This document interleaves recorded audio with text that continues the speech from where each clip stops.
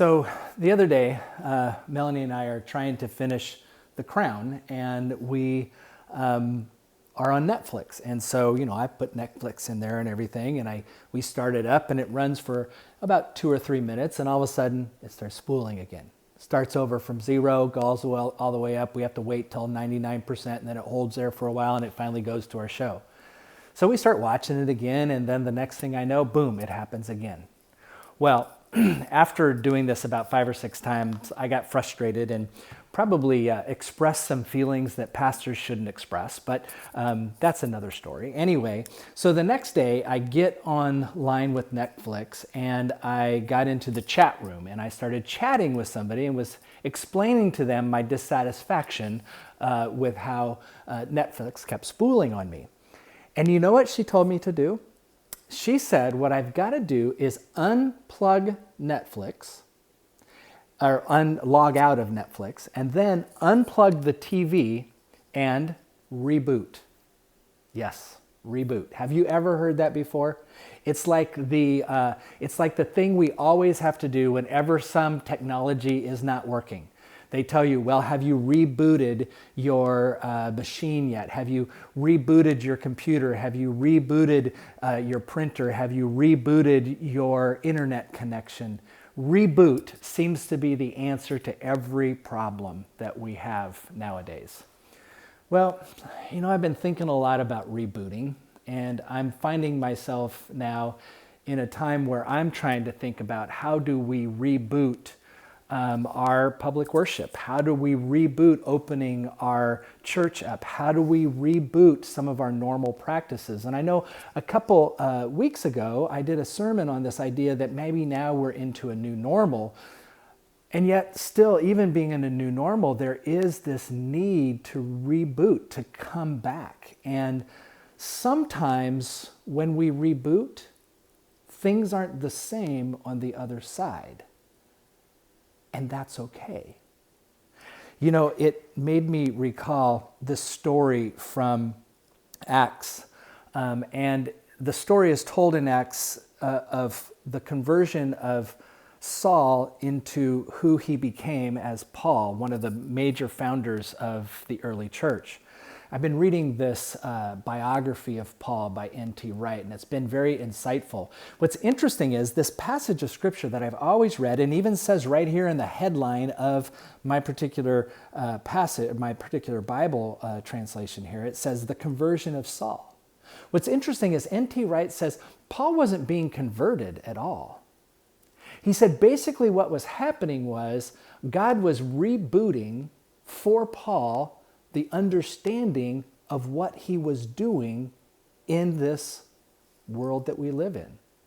God was rebooting or helping Paul come to understand exactly what God was planning on doing all along. But for Paul, it made him have to reboot his theology, reboot his understanding. Let's listen to what happened to him. It's from Acts chapter 9, beginning at verse 1. Now remember, Saul is a great persecutor of the church now because he really feels that his duty as a follower of God, his duty as a devout person of God is to get rid of anyone who is trying to lead his people and his nation astray. And he really felt like these early Christians were doing just that. And so he's out to try to kill those who are taking the faith in what he believes is the wrong direction. And so it says, meanwhile, Saul, still breathing threats and murder against the disciples of the Lord, went to the high priest and asked him for a letter to the synagogues in Damascus so that anyone who was found belonging to the way, that is, those who were now claiming themselves to be the followers of Jesus as the Messiah, men or women, he might bring them bound to Jerusalem. Now he was going along and approaching Damascus. Suddenly, a light from heaven flashed around him, and he fell to the ground and heard a voice saying to him, Saul, Saul, why do you persecute me? And Saul asked, Who are you, Lord? The reply came, I am Jesus, whom you are persecuting. But get up and enter the city, and you will be told what you are to do.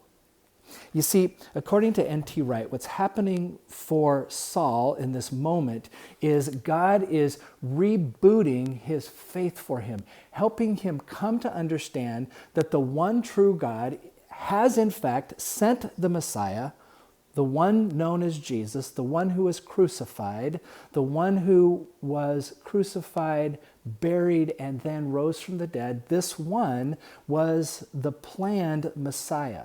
And with that, God was recreating humanity into a new creation in which Jews and Gentiles, Jews and non-Jews are able to come together and build a new community. Now for Paul, this did not fit into his old way of thinking.